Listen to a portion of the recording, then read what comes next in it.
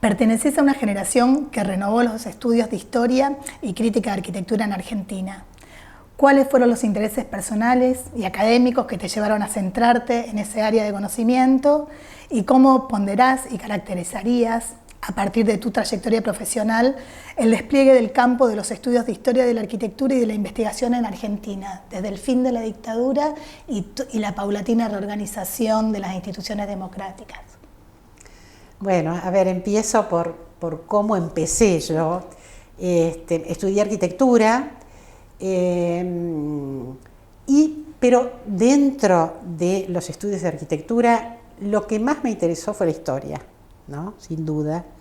En algún momento pensé, bueno, tendría que haber estudiado historia, y la verdad que no, porque si hubiera estudiado historia me hubiera sido más difícil abordar la historia de la arquitectura. Y bueno, estoy convencida de que amo la arquitectura, pero no por ahí, no hacerla, digamos, no proyectarla, pero sí estudiarla, analizarla en cuanto a la historia y a la crítica, ¿no? Así que ya empezó en la facultad. Y bueno, fui ayudante alumna en ese momento. Mi facultad fue la Facultad de Arquitectura y Urbanismo de La Plata, de la Universidad de La Plata, durante la dictadura. O sea, yo empecé en el 75, bueno, un año antes. Entonces fue una universidad realmente muy, muy dura, con muchas limitaciones. Y hacia finales de la década, con otros colegas de La Plata, me vinculé con cursos que estaba dando en Buenos Aires Pancho Liernur, y con grupos que estaba armando, ¿no? Y entonces, bueno, ahí sentí que en estos grupos de historia y de crítica tenía un lugar para hacer lo que yo quería. Fue en principio un grupo autogestionario, un grupo que estaba dentro de la escuelita como lugar alternativo a la facultad. De ahí pasamos al Centro de Estudios de la Sociedad Central de Arquitectos, también un poco como grupo autogestionario, y de ahí, con la democracia, a la facultad, ¿no? Y de allí en más, o sea, estuvimos un tiempo en la Facultad de Arquitectura, después, bueno, tomamos caminos distintos, y yo desde el año, más o menos del año 95, estoy, mejor dicho, en la Universidad Nacional de Quilmes. Actualmente, desde 2019, estoy retirada, pero sigo como profesora honoraria y sigo en grupos de investigación de la universidad. También tuve la suerte, digo desde el presente, que pude ingresar a CONICET como becaria a fines de los años 80, y que pude hacer una carrera también en CONICET. Entonces, la verdad es que todo ese proceso de institucionalización, cuando yo empecé, por ejemplo, lo que se hacía en CONICET era muy poco, no existía comisión de hábitat. Así que ese proceso de institucionalización fue realmente impresionante, y bueno, lamentablemente desde el presente vemos que eso está en riesgo, ¿no? Y también veo que todas las facultades de arquitectura de alguna manera han estimulado la investigación. Ese es un cambio muy grande también desde que yo estudiaba. Personalmente, desde hace ya muchos años, tengo relaciones como mediadas con las facultades de arquitectura, porque me desempeñé en grupos de la Universidad Nacional de Quilmes que no tienen carrera de arquitectura, ¿no? Entonces trabajo con historiadores intelectuales, historiadores culturales, sociólogos, politólogos, etcétera, ¿no? Y el enfoque también que le di a mis trabajos es un enfoque que no es exclusivamente técnico, ¿no? Si bien mantengo el diálogo con las facultades de arquitectura y con mis colegas siempre, pero de todas formas tengo otros espacios de diálogo, sobre todo con historiadores con la sociología de la cultura, por ejemplo, con los estudios de la tecnología. Y bueno, desde el presente ya no me imagino mi trabajo de otra manera, pero también reconozco que a lo largo de mi formación todo eso fue un trabajo, o sea que uno no nace interdisciplinario, digamos, sino que es toda una construcción lenta, trabajosa, etcétera, pero bueno, por supuesto, no me... Bueno, también hice un doctorado en historia, en un momento que no había doctorados todavía en arquitectura, así que yo lo hice en la Facultad de Filosofía y Letras en la UBA. ¿Y qué te parece que de tu formación inicial, digamos, pero en arquitectura, cómo te parece que aporta a esas otras áreas interdisciplinarias o en esas conversaciones en las que participás? ¿Qué te parece que la arquitectura, o por lo menos en esos intercambios, da ahí? Cuando hablas con otros, cuando descubrís conversando con otros. Claro, aporta un concepto de cultura, por ejemplo, que no se limita a la palabra, que no se limita a lo escrito, y no solamente que incluye la imagen, otro campo en el que yo he trabajado mucho desde la arquitectura, no solo imagen, obliga a incorporar la imagen como un elemento que informa sobre cultura, sino también el espacio, la materialidad, ¿no? Así que ahí hay un campo que la historia y que las ciencias sociales tienen que incorporar, que están incorporando, y en el que actualmente se nota un gran interés. Cuando mis colegas y yo empezamos a fines de los años 80, ese interés no era tan grande. Se consideraba que estas cuestiones de la imagen, de la forma, de la materialidad, eran como subalternas, porque en realidad lo importante era estudiar historia política o historia económica o historia social. Pero la historia cultural ha tomado mucha importancia, y entonces los saberes, digamos, y las preocupaciones que tenemos nosotros encuentran un lugar dentro de campos históricos o de ciencias sociales. Bárbaro. Después, bueno, en tus trabajos que exploran el habitar moderno en Argentina, ¿cuáles considerás que son algunos de los sitios arquitectónicos y hechos históricos salientes que jalonan esos cambios en los modos de habitar y en los modos de proyectar la vivienda y la ciudad en Argentina en el siglo XX? Bueno, no es fácil, pero lo voy a plantear desde mi perspectiva. Mi perspectiva de análisis ha sido, no únicamente, pero un aspecto central de mi perspectiva, ha sido estudiar los cambios tipológicos en la vivienda.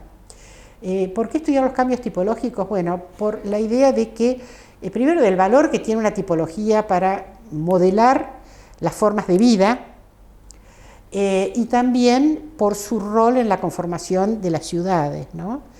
Entonces, un cambio tipológico nos está indicando que hay un cambio en las formas de vida. Entonces, nos pone en relación a la arquitectura con la sociedad, con lo que está pasando en la sociedad. Y cómo cambian las tipologías, bueno, es un producto colectivo, es un producto lento, y es interesante verlo en el tiempo. Entonces yo diría, por ejemplo, que un elemento que para mí es muy importante es en las tipologías de vivienda individual, la consolidación de la casa cajón, por ejemplo, de las tipologías compactas en los años 30, si bien es un proceso que viene desde mucho antes, ahí en los años 30 uno ya lo ve consolidado, ¿no? Y eso habla de un proceso de modernización de la casa, que tiene que ver con usos, con ambientes diferenciados para las distintas actividades, y también con la incorporación de la tecnología moderna, ¿no? Con el baño dentro de la casa, con la cocina también dentro de la casa, y eso, bueno, lleva a un determinado modo de vida que hace centro en la familia nuclear. Entonces, bueno, eso me parece que es un hecho colectivo, ¿no? No es un único edificio, pero que son procesos de construcción colectiva muy, muy importantes.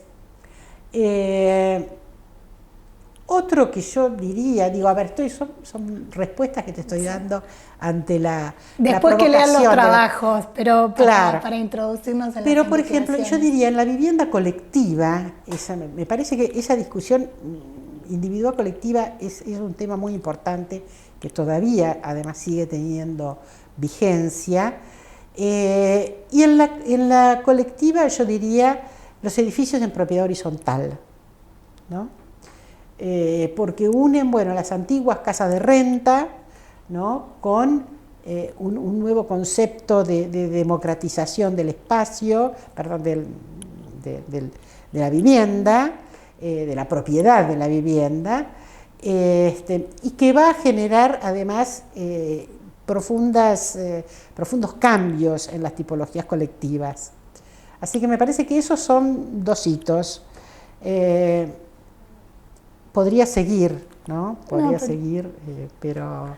No, pero me parece que están buenos porque también se pueden problematizar, digamos, te permiten después seguir problematizando algunas cuestiones contemporáneas, pensarlo en la vivienda individual y la vivienda colectiva, cómo eso se despliega. Sí, claro, yo diría, por también. ejemplo, bueno, no sé, vamos a los años 90 claro. O hasta ahora, por ejemplo, entonces, como novedad en la vivienda individual, la vivienda en los barrios cerrados, los countries en todas sus variantes, la vivienda suburbana cerrada, en urbanizaciones cerradas en todas sus variantes, y como contraparte la vivienda colectiva, que es lo que hoy se llaman amenities, o sea, con infraestructura, con equipamiento colectivo, también intentando o proponiendo nuevos modos de habitar. Ahí también hacen un contrapunto que me parece que tiene que ver con ese primero, que bueno, van cambiando las formas según los momentos, pero esa contraposición individual-colectivo sigue siendo potente, digamos, para pensar el campo de la vivienda. Sí, también las tipologías y ver qué pasa con eso. También, claro, hay cambios tipológicos, hay cambios tecnológicos también, que son muy, muy relevantes, y cambios urbanos. Sí. En tus trabajos se vincula la producción arquitectónica con la acción del Estado y los dispositivos institucionales. A partir de tu experiencia investigativa, ¿qué papel te parece que juegan las instituciones o los profesionales de la arquitectura, o las instituciones de profesionales, a veces los concursos, las asociaciones profesionales o los grupos, que están vinculados a esa producción en la configuración de un campo de la arquitectura en Argentina? Si esas acciones del Estado han logrado ir consolidando, construyendo un campo de la arquitectura en Argentina. Bueno, si hablo históricamente, sí. Ahora, si llevamos la pregunta al presente, bueno, ahí vamos a eso. Ahí se me desdibuja un poco más. Pero bueno, ¿qué es lo que pasó históricamente? Tuvimos un Estado en el siglo XX, hablemos del siglo XX, tuvimos un Estado hasta los años 70, 1970, muy activo en promoción de políticas públicas que tenían que ver con la ingeniería o con la arquitectura. Los ingenieros se incorporaron más directamente al Estado y tuvieron mejor relación con los políticos y con la construcción de un aparato estatal. Los arquitectos, estoy pensando en principios del siglo XX, siempre fueron más renuentes, más reticentes, digamos, a incorporarse como equipos técnicos al Estado. ¿Por qué? Bueno, porque tenían una tradición de escuela de bellas artes, una tradición de marca artística, de profesionales liberales, ¿no? A principios del siglo XX, la Sociedad Central de Arquitectos pretendía que el que no era profesional liberal no podía asociarse a la sociedad central, a la sociedad, digamos, de arquitectos, porque bueno, eso no era un verdadero arquitecto. Por supuesto que tuvo que aceptarlo porque había muchísimos arquitectos que trabajaban para el Estado, pero ideológicamente lo que primaba era esa distancia con el Estado en favor de una concepción liberal de la profesión, del ejercicio de la profesión. Eso no significaba que no quisieran hacer obra estatal, al contrario, querían la obra estatal, porque era un gran volumen de obra, pero a través de los concursos, con el mecanismo de los concursos, que es un mecanismo tradicional de la arquitectura, que viene de las competencias de la Escuela de Bellas Artes en el siglo XIX. Y bueno, siempre la presión de los arquitectos fue que la obra pública saliera, toda la obra pública de arquitectura saliera como encargo de un concurso. Eso obviamente nunca se logró. Pero sí hubo momentos en que los concursos fueron muy importantes, por ejemplo, después de la caída del peronismo. Yo diría, entre 1955 y la caída del segundo gobierno peronista, interrumpido por la dictadura militar de 1976, serían esos 20 años, allí la cantidad de concursos fue formidable, y consolidó un campo profesional, ¿no?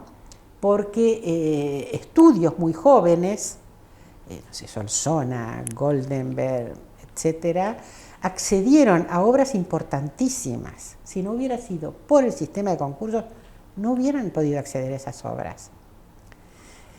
Eso conformó un campo profesional. Y el otro día un colega brasileño me decía que había algo que le llamaba la atención de Argentina, y creo que se refería a este periodo. Él decía que en Brasil no hay equipos de pares de arquitectos. En realidad un equipo es un maestro y sus discípulos, pero no hay un equipo de pares. Y yo le decía, me parece que en Argentina lo que estimuló ese equipo de pares es el concurso, porque allí tenía sentido, digamos, porque además se compartían, digamos, los riesgos, se compartían los costos de manera más igualitaria. Y también en ese campo le dio un lugar muy importante a la Sociedad Central de Arquitectos, porque la Sociedad Central de Arquitectos era el árbitro y era la organizadora de los concursos. A partir de que desaparecieron los concursos, las sociedades de arquitectos, en plural, empezaron a decaer en general, ¿no? Habrá algunas que no, pero perdieron presencia pública porque en gran medida lo que los sostenía y sostenía su rol era la presencia del concurso.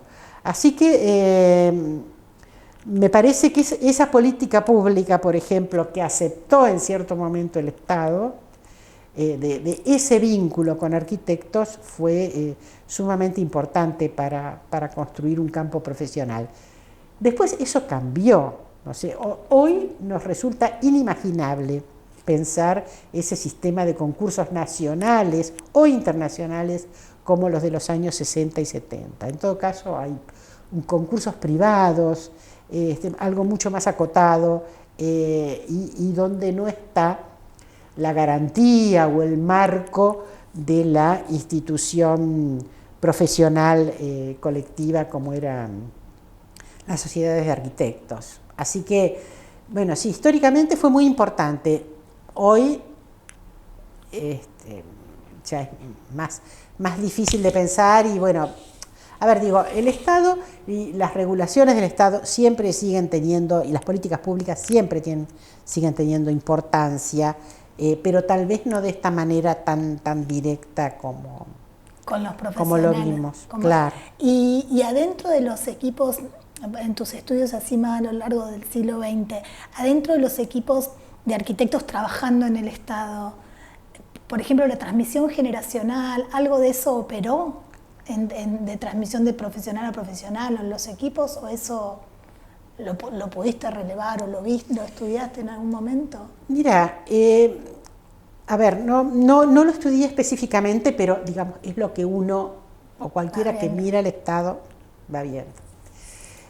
Sobre todo en el caso de la vivienda, que uno ve la construcción de un aparato estatal destinado a un tema.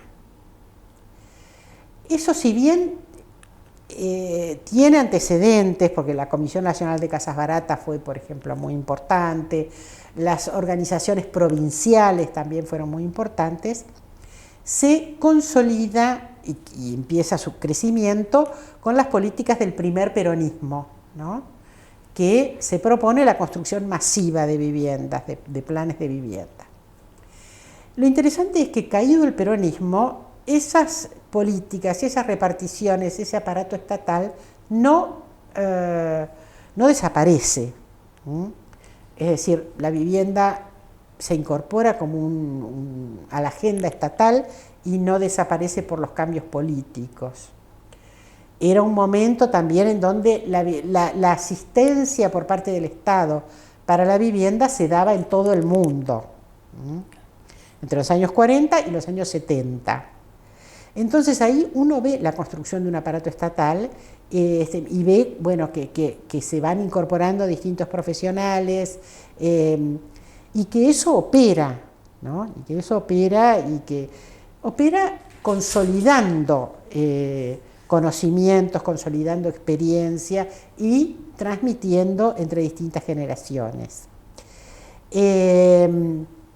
Después vienen los años de la dictadura, los años del menemismo, en donde, bueno, dicho así de manera muy, muy ligera, el Estado pierde capacidades. Entonces, por ejemplo, cuando en el siglo XXI, el kirchnerismo se propone retomar el estímulo a la vivienda por parte del Estado, no tiene aparato estatal en qué apoyarse, o es muy frágil en todo caso, o se han roto esas transmisiones generacionales. Yo creo que desde la política no hubo una conciencia de lo que era realmente tratar de hacer Estado sin ese aparato, o cómo habría que recrear ese aparato. Es una cosa bueno, verdaderamente dramática y me parece que muchos de los problemas de los planes que tuvieron los planes tuvieron que ver con esto, ¿no?, con que se perdió esa continuidad, que bueno, la vemos ahora y eso era un valor, era una capacidad del Estado y se perdió, fue desmantelado, digamos, ¿no? Si bien, bueno, obviamente la historia es más compleja, pero... No, sí, pero bueno, ahí hay como como un gap que se disolvió, va por claro, lo menos y después quiere volver para transición. atrás, pero se vuelve para atrás con mucha dificultad, o es muy difícil sobrellevar esos gaps, ¿no? Entonces, en parte, por ejemplo, a ver, me parece, durante el kirchnerismo, la apelación a instituciones no gubernamentales, ¿no?, en vivienda, desde Madre de Plaza de Mayo o la Tupac Amaru, tenía que ver, en parte, bueno, por acuerdos político-ideológicos, sin duda, pero también por un Estado que sabía que tenía serias dificultades, o sea, que no podía ser el Estado de los años 40, claro, porque ese Estado ya no existía más, y ese aparato estatal tampoco no existía más, ¿no? El plan federal, por ejemplo, que proyectó viviendas que son viviendas iguales a las de los años 50, y uno ve esos planos y dice, ¿por qué hicieron esto? Bueno, porque es un aparato también que perdió capacidades, al que se le demanda una acción rápida y hace lo que puede. Y eso, estaba pensando en eso y en los cuerpos técnicos y también en las academias, en las facultades, que no sé tampoco si el tema de la vivienda es un tópico, o digamos esos tópicos de formación en vivienda social, en políticas públicas extendidas, tampoco son tópicos tan visitados. Claro, digo, porque claro. por un lado perdías los cuerpos técnicos que se iban formando dentro de ese aparato, pero después también desde la academia no sé si es un tópico tan... que claro. forman profesionales para trabajar en lo público en diferentes políticas sectoriales o cosas en ese sentido. pensando Claro, en eso, es paralelo, o sea, el Estado no estimula y la academia, de lo que el Estado no estimula, se olvida. Y bueno, por supuesto tiene un efecto convergente. Sí. Bueno, estudiaste las relaciones entre técnica y política y entre arquitectura y políticas estatales en diferentes momentos y a diferentes escalas. ¿Cuáles de esas hipótesis o qué cosas de las que fuiste estudiando te resultaron más interesantes o fructíferas para ver los problemas de esa relación entre arquitectura y Estado? Bueno, también hay muchos aspectos. Bueno, rescato un aspecto que me interesó originalmente, que tal vez hoy no me interesa. Hoy no me interesa, pero me parece que es sintomático de cómo se veía esa relación. Cuando yo empecé a trabajar política, sobre todo desde el peronismo, o sea, en la producción estatal del peronismo, la cuestión de los lenguajes arquitectónicos era muy importante, ¿no? El vínculo entre arquitectura, pero entre Estado, política y estética, ¿no? Y si hay algún tipo de orientación, digamos, en la política que conduce a la selección de una estética o de otra. Digo que hoy no me interesa, porque creo que no le interesa a nadie, porque en realidad lo que sabemos bien es que no hay ninguna estética arquitectónica que surja de una política, ¿no? Sino que más vale hay una confluencia. Hay en todo caso una selección por parte de la política de una estética o de otra. No hay nada sustancial, digamos, en la arquitectura que te mande a una determinada política. Son cuestiones de confluencia, lo cual no quiere decir, y eso tal vez sí me sigue interesando, que no haya usos políticos de la arquitectura, ¿no? Entonces, por ejemplo, bueno, la propaganda, la imagen de la arquitectura como propaganda política, ese es un tema que sí me sigue interesando, pero bueno, sin esa preocupación de si hay un lenguaje privilegiado u otro. Obviamente no lo hay, pero sí siempre hay políticas tomando la arquitectura para identificarse y propagandizarse. Sí. Justo el otro día estábamos viendo que está el archivo de las publicaciones sobre Brasilia, cuando se hace, que es todo un dispositivo comunicacional. Claro. Súper interesante de ver en el proceso, pero está todo como está documentado. Bueno, finalmente, como investigador y docente, ¿qué cosas considerás relevantes a partir de tu trayectoria para transmitirles? Bueno, no sé si estás más lejos de eso, pero bueno, de tus trabajos y de tus cosas, ¿qué complejidades o cosas de la arquitectura consideras que son interesantes de transmitir en las facultades de arquitectura, en la formación? A ver, yo qué le diría a la gente que se está formando, que no menosprecien la historia. O sea, yo me formé en un momento donde la historia, además de que a mí me gustaba personalmente, la historia era muy importante. Porque era el momento en que se discutía la crisis de la arquitectura moderna, por ejemplo, y se consideraba que había que volver a la mirada hacia atrás para ver qué es lo que había pasado y para construir una nueva historia, ¿no? Pero bueno, ese fue ese momento. Yo diría que desde los años 90, por lo menos así a nivel masivo entre los arquitectos, la historia importa cada vez menos. Y lo veo cuando doy, por ejemplo, cursos de historia de la vivienda, que no conocen, personas que están interesadas en especializarse en vivienda, no tienen una base mínima de referencias históricas, ¿no? La historia, por supuesto, que no nos va a enseñar lo que tenemos que hacer en el futuro, porque esa es responsabilidad nuestra, lo nuevo es lo nuevo, pero tenemos que saber de dónde estamos partiendo, ¿no? Porque si no estamos como inventando la pólvora todo el tiempo. y perdemos esa acumulación indispensable de conocimientos que hace a la cultura, que hace a la cultura arquitectónica en nuestro caso.